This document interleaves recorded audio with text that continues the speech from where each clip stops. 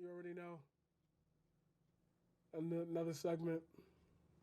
I think I've covered CopingMAGA a little bit too hard as of late. I'm seeing how far down.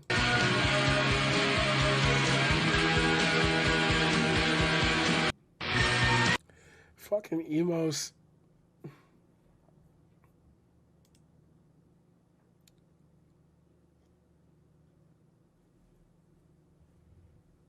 Verify the clown by Snopes.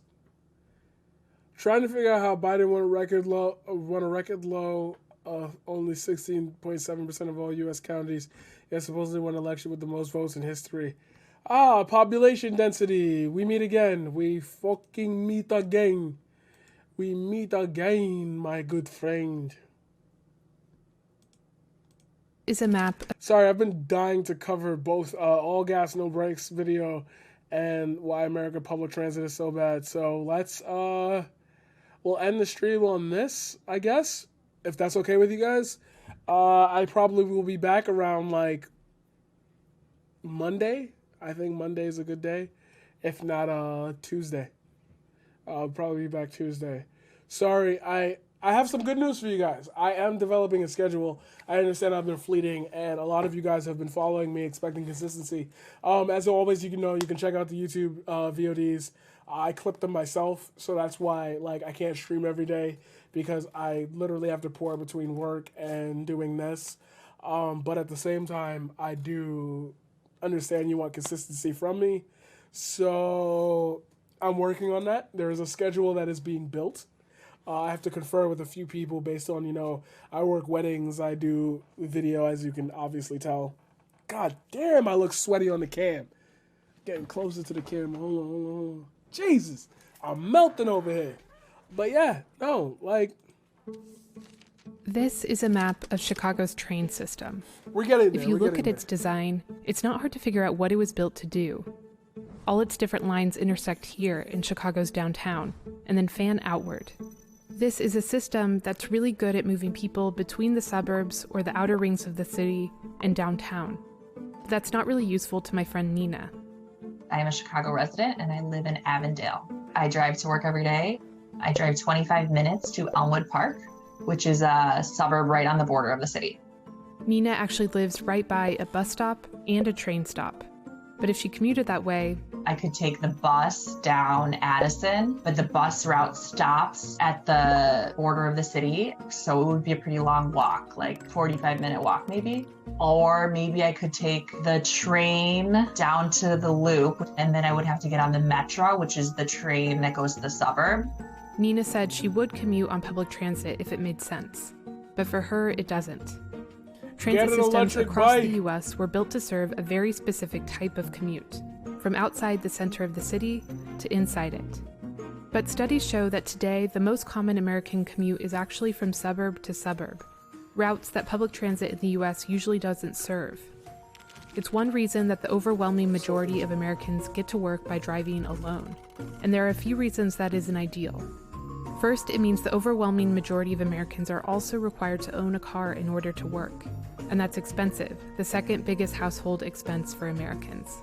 And all that driving also means that transportation is the single biggest way Americans emit greenhouse gases. And because most Americans don't rely on public transit, making it better is rarely a top political priority, which makes... So you're going to get into the conversation about the hyperrail system, and I hear you in the comments literally screaming, what about the hyperrail system? This is why it doesn't exist. Because, to be honest with you, the car industry just dominates transportation and goes right back to climate change, goes right back to all of these conversations that we've already had. What can you do to better society if it's not bettering the moneymakers? America! Fuck yeah! Things even harder for the people who do rely on neglected transit systems. So what would it take to shrink this part of the chart to get more Americans to use public transit? What would that look like? And who has the power buses, to make that happen? Faster buses. We're trying this currently in New York City. I mean, I know you're trying it in plenty of other places, but I can only talk about the place that I live in. Giving bus lanes their own pathway. making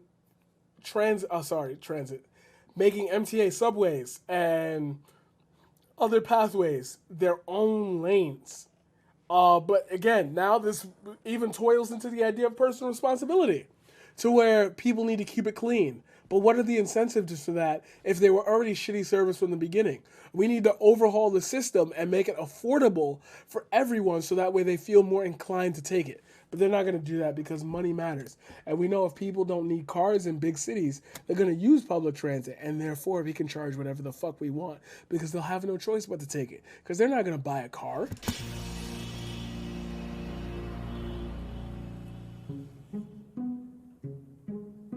This is Cincinnati in 1955. It's what a lot of American cities used to look like. There were some highways, but most of the city was on a grid, which made it easy to get around either on foot or on public transit, like streetcars. But around the same time, a huge government infrastructure project changed the U.S. dramatically. New interstate highways were built from coast to coast, many of them running right through the downtowns of many cities. Today, Cincinnati looks like this. Instead of a grid, there's a tangle of highways. It makes some neighborhoods almost impossible to get to on foot. And if you don't drive, it's hard to get around the city at all. The same thing happened in countless other cities too, like Detroit and Kansas City. And as cities expanded outward along those highways, one kind of American neighborhood flourished. Entirely residential, filled with single-family homes. And because they were spread out instead of dense, they also changed how Americans got around. Living there required you to travel a lot farther for just about anything. By 2020, a study found that the average workday distance traveled for Americans was 7 miles. Now, if you're a driver, that doesn't sound long at all. In fact, in your head, you might be thinking that only takes 10 minutes. Adi Tomer co-authored that study. It's a biking distance that is both strenuous and potentially unsafe. And for pedestrians, it's a nearly impossible distance to traverse in any kind of reasonable time. By seeing these kind of travel distances, we understand the consequences of what we've built. Automobile-oriented neighborhoods. A later approach to neighborhood planning has created places that look more like this. Neighborhoods designed to put you closer to what you need, that center around a transit hub with buildings that contain not just housing, but office space and businesses too. This is called transit-oriented development. And the people who live in these places are less likely than the national average to drive, and more likely to walk, bike, or take transit. But developing new neighborhoods like this is an extremely long-term project. If we're going to address these issues, we have to accept the world that we live in now and make transit work in that world rather than dream of a new world. Jonathan English is an urban planner in Toronto, and he thinks getting more Americans to use public transit doesn't have to be so hard. In a research project, Jonathan created these maps of American cities and drew lines on them wherever there was a reliable public transit route, which he defined as this. A bus that comes every 30 minutes till midnight, 7 days a week. The absolute bare minimum of a transit route that you can count on. These were the results in Denver, Portland, Charlotte, and Washington, D.C. You can see a familiar design in them, service-oriented around a downtown, but that doesn't really connect neighborhood to neighborhood. And this was the result in Toronto. When you go to a Toronto suburb, it's not very unfamiliar to any American. You see houses with big driveways, 2-car garages, winding suburban streets. The difference is that the bus goes past those single-family homes every 5 minutes, and it runs 24 hours a day. And that difference changes everything. Even car owners in Toronto ride the bus. And Jonathan says the lesson for American cities is obvious. That shows that it is possible that if we invest in basic operations and improving basic local service, that the riders will come. Something that we can do in a matter of weeks. In other words, it's mostly a matter of whether we choose to fund that. This chart shows how public transit gets funded in the U.S., mostly by local and state governments and by the fares people pay to ride, which makes state and local elections super important for public transit. Right now, the federal government contributes the smallest part, and even that part is limited in what it can pay for. Very little federal transit funding helps pay for day-to-day operations, even though that's often where transit systems need the most help. Instead, most federal money gets directed to what are called capital investments, flashy new physical infrastructure projects that often get a lot of media attention. So you end up with a $1 billion rapid transit project or light rail or bus rapid transit project where the vehicles don't actually run all that frequently. Joe Biden's campaign has a proposal to invest in public transportation, and the Trump administration has shown interest in increasing infrastructure spending. But where all that money goes is really decided by Congress. And debate over that often splits along partisan lines, with Democrats who often represent more urban districts in favor of more transit funding, and Republicans in favor of more funding for highways and roads. My Democrat colleagues want to put the big cities first and ignore our rural communities. In July 2020, the Democratic-controlled House of Representatives passed a $1.5 trillion infrastructure bill that reallocated funds from roads to trains and transit. The first 21st century transportation bill. But to take effect, it would also have to pass the Senate, which is currently controlled by Republicans, whose leader, Mitch McConnell, called the bill nonsense, absurd, and pure fantasy. If the Democrats do in fact take back the Senate and hold on to the House, irrespective of what happens with the presidency, we can actually expect to see significantly more interest in investment in public transportation. Sorry, guys. And interestingly, a different approach to that investment, where it may not just be more capital projects, but different kinds of investment. Today, was potentially unsafe, and for pedestrians address these issues of American cities, and drew Chat was in control. Sorry. on them wherever there was a reliable public transit Gotta route, run that back a which little he bit. defined as this.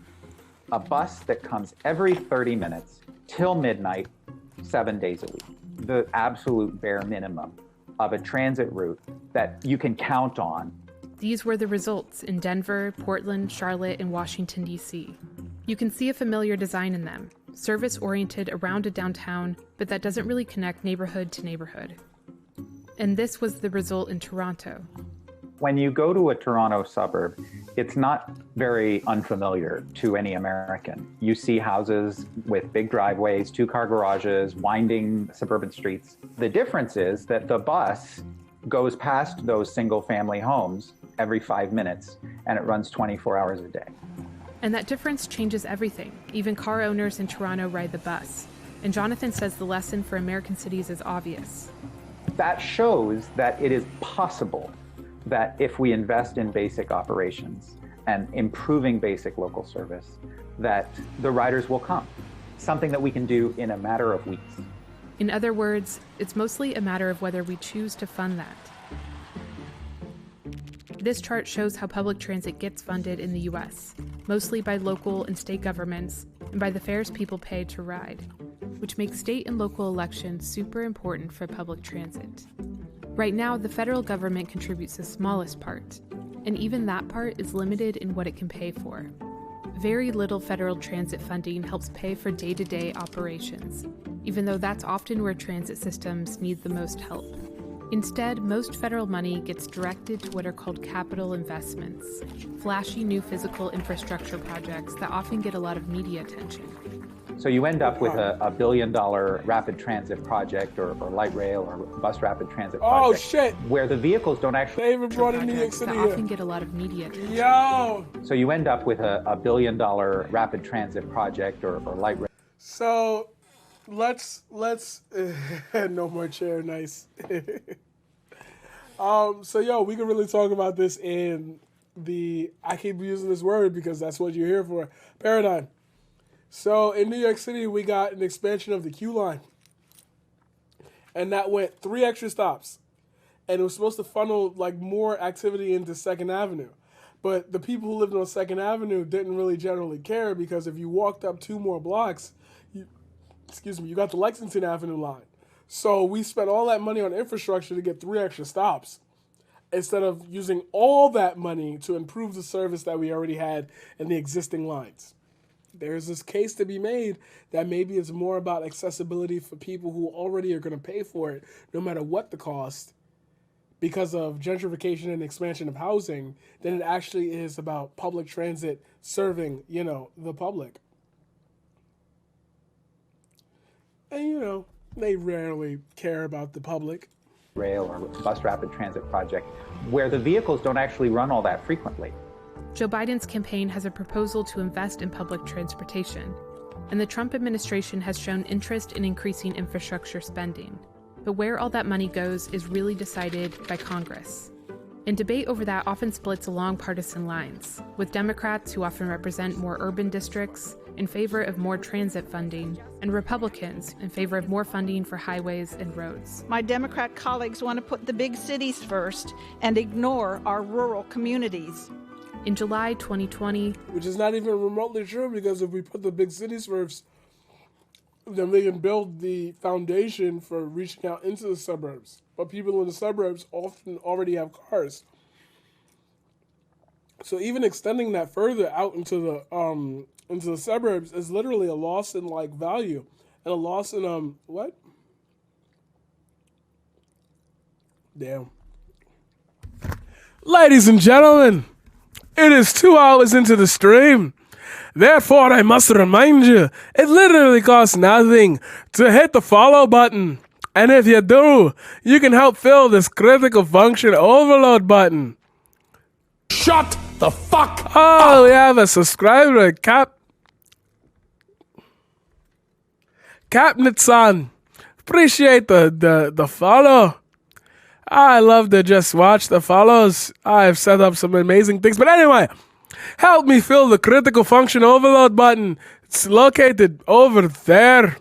There. Help me fill the critical overload function button. Well, thank you for hitting the follow, but that ruins your follow time. And thank you for saying that. Okay, I can stop the accent now. Thanks for saying that on stream, because now I can't use the VOD because it's hilarious that I've taken the time out to do this. The Democratic-controlled House of Representatives passed a $1.5 trillion infrastructure bill that reallocated funds from roads to trains and transit. The first 21st century transportation bill. But to take effect, it would also have to pass the Senate, which is currently controlled by Republicans, whose leader, Mitch McConnell, called the bill nonsense, absurd, and pure fantasy.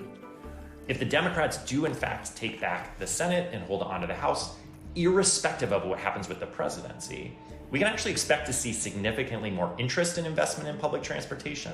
And interestingly, a different approach to that investment, where it may not just be more capital projects, but different kinds of investment. I still really value being on a train line, and like I would never live anywhere that wasn't like a 15-minute walk from the train, because I think that's so much a part of my experience as a Chicago resident, being able to access it if I need it, but it's pretty poorly designed.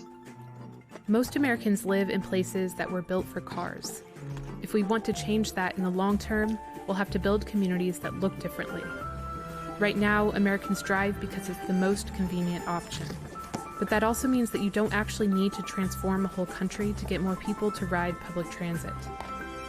You just need to make it convenient enough that they want to.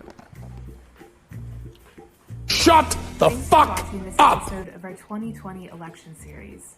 The reason we made this video is because we asked you what you think we should cover. And public transportation Blah, in the blah, US blah, was yeah, a I really know.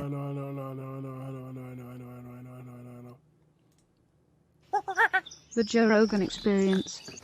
We don't have much time. You have a heart out in 1 minute. I just want to know, what do you think goes down in November? And how hopeful are you for the future? Because it seems to me like we're fucked no matter who wins. Because the chaos that we're seeing, the civil unrest that we're seeing, it's going to either accelerate or spread one way or the other. So I think that if we're going to hold together, I think that if we're going to hold together, because, I'm Rat-Face, Ben Shapiro. Have to make a decision. Either fundamentally the American system is good but flawed, and we need to work on the flaws within the system, or fundamentally the American system sucks and was rooted in slavery and bigotry, and we need to rip down the entire system. The latter is not really a great recipe. So we can have normal political arguments within the former, or the country is toast. As far as what goes down in November, look, right now the polling data says Trump gets skunked. I mean, right now the polling data's got Biden up 10, 12 points in the polls. But didn't Biden won, baby. In 2016 say that Hillary was going to steamroll? On the national data, not so, on the national data, they were kind of right. So on the national data, the final Real Clear Politics poll average was like 3 points. Hillary won by 3 points in the popular vote. The state polls were really wrong, particularly in Wisconsin, in Michigan, and Pennsylvania.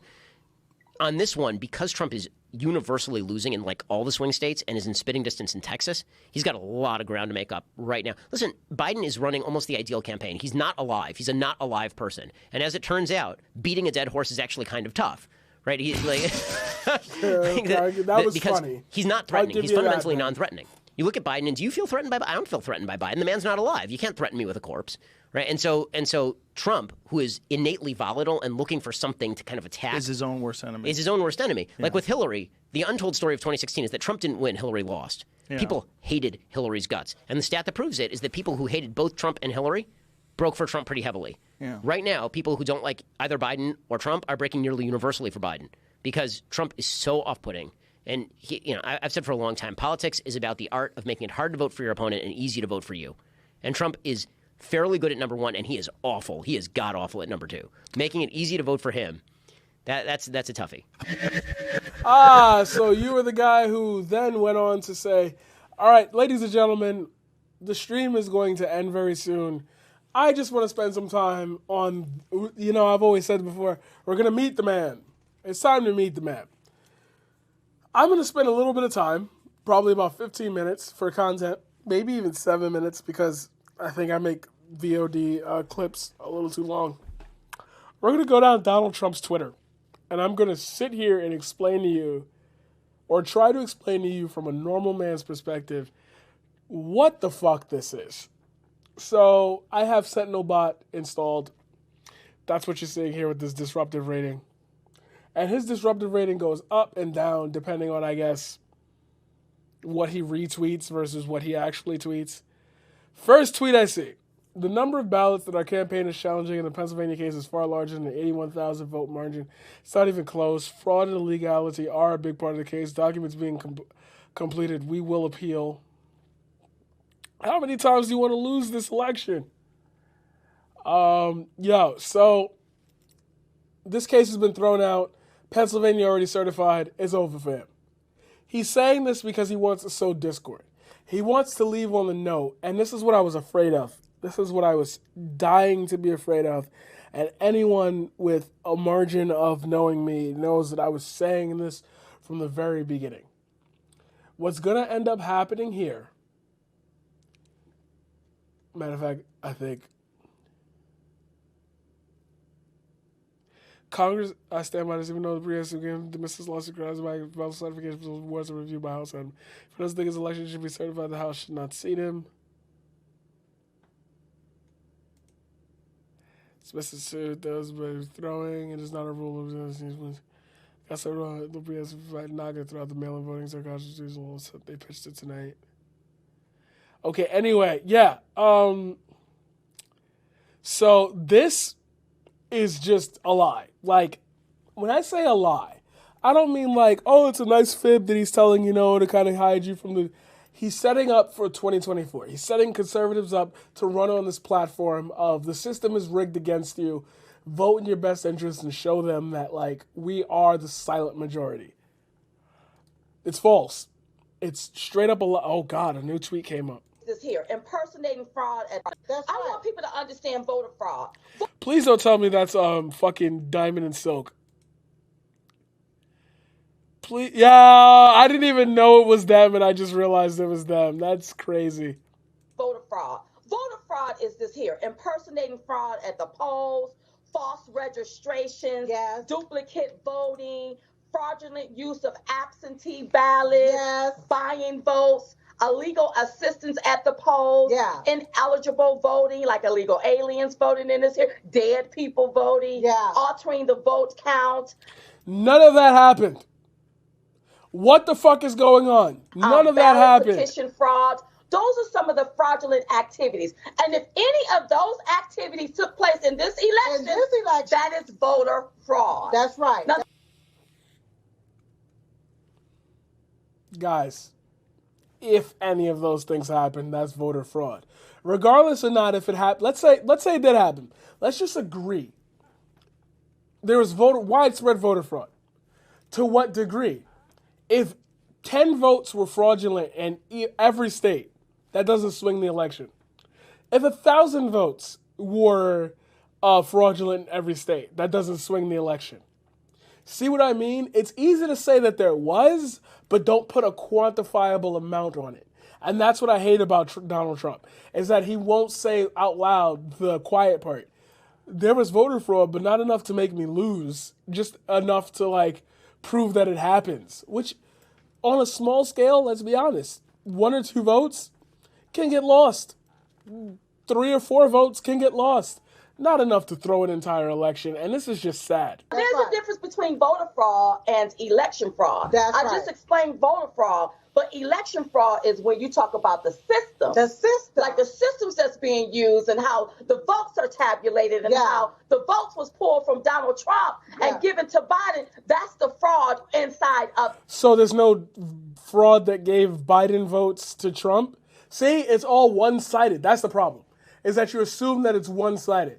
So all 74 million people voted legally and without fraud for Donald Trump, but 80 million people didn't. That's not possible. The system. That's right. So it's 2 things that we look like we're fighting here. It is. It's voter fraud and election fraud. So then that brings me to... I'm definitely going to name this VOD Diamond and Silk, and the rest of the... Yo, I'm going to make a sweeping statement, and I know it's going to get me a ton of hate. If you're one of these people who are high on Donald Trump's list of supporters and you're using this for... You're a fucking piece of shit. You're a literal fucking piece of shit. And now I'm going to talk to you from me. I'm going to talk to you, like, literally from my perspective. You are a literal goddamn coon. Like, you're a piece of shit, and I hate you. And you know why I hate you? Because you took everything that you possibly could have had in a revolutionary stance and you used it for fucking evil, fucking money. To sell out your own color, to sell out your own people, to sell out your own movements, to sell out your own grand purpose. To suck up to some dirty-ass white man. Go fuck yourself. That's how I feel about you. To 2 questions that I have. I want to know, what was the legal reason for stopping the voting on election night? You know that everything all of a sudden came to a screeching halt. Right. You know, there was no natural disasters, there was no war or no act of terrorism. Was the machines broken? Who the fuck stopped the voting on election night? It shuts off at 9, if not 12. Shuts off when polls are. People in some states were saying stop the count. Other people were saying count all the votes. Like, shut the fuck up. And you're going to retweet that, you garbage-ass white man piece of shit.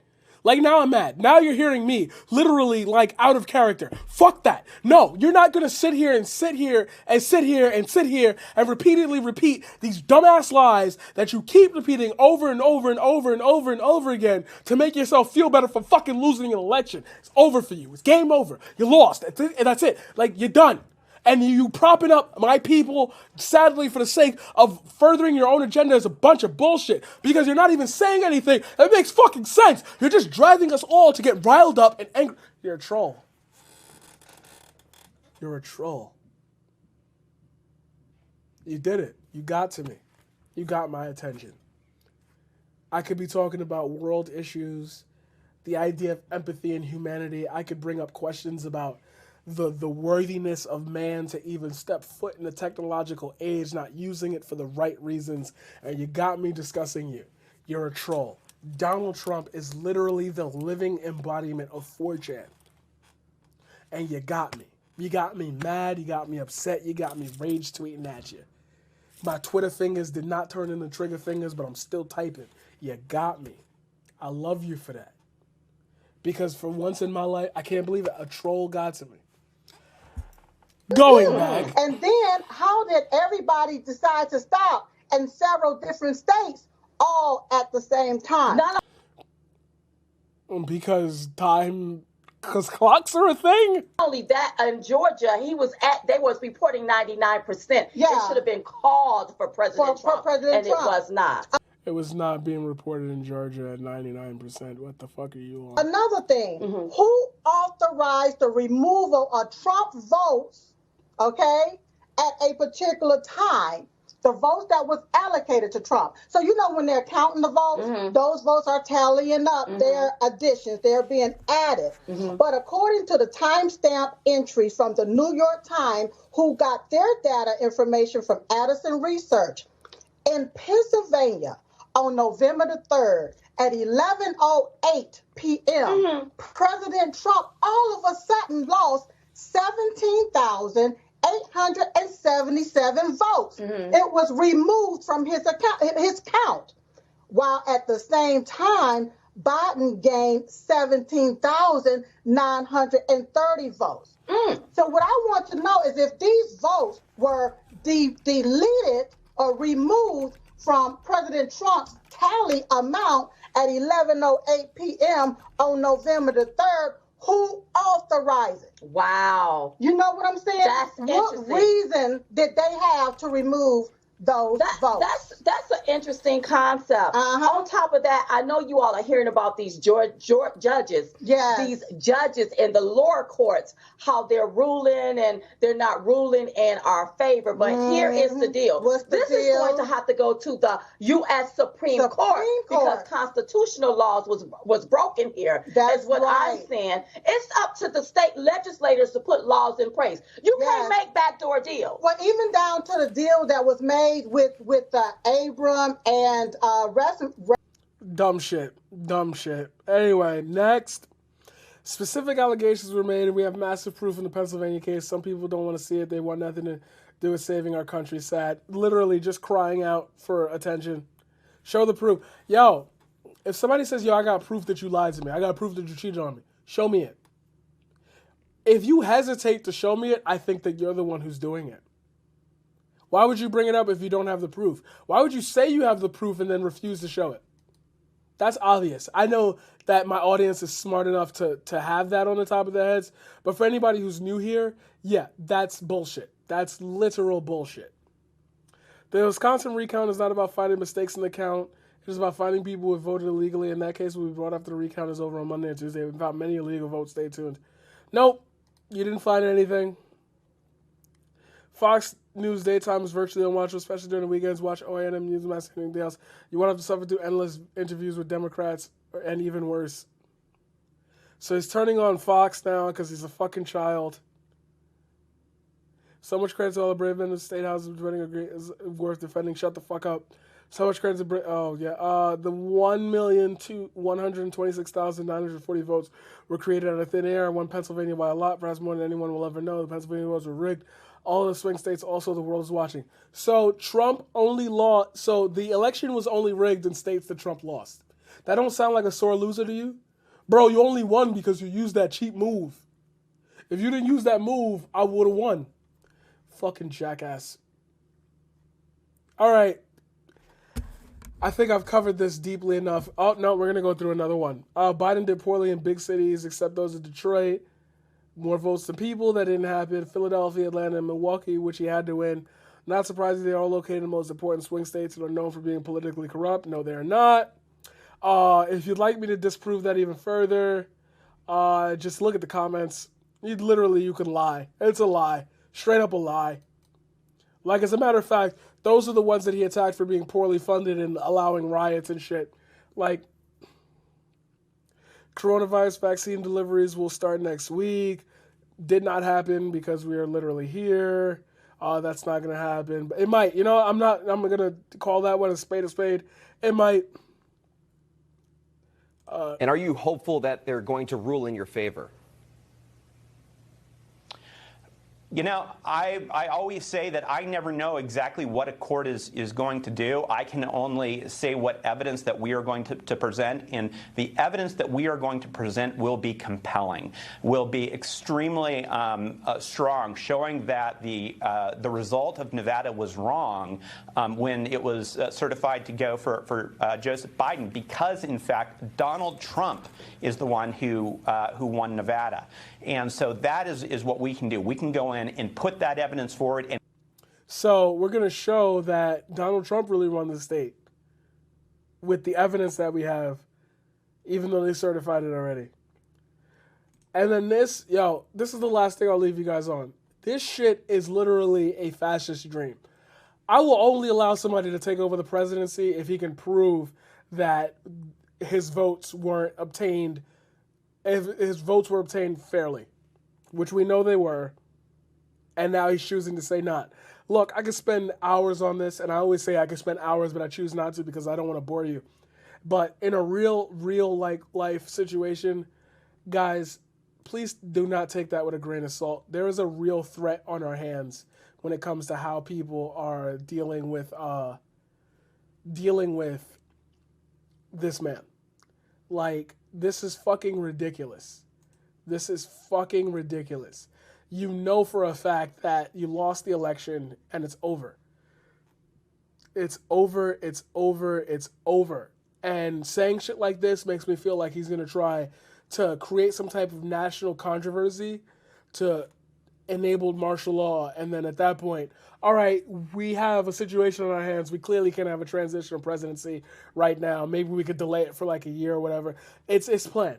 He's literally sowing the seeds of doubt so that way we never trust another election again. And then a conservative who's smart enough not to be this dumb in public will use this as a weaponization of resources.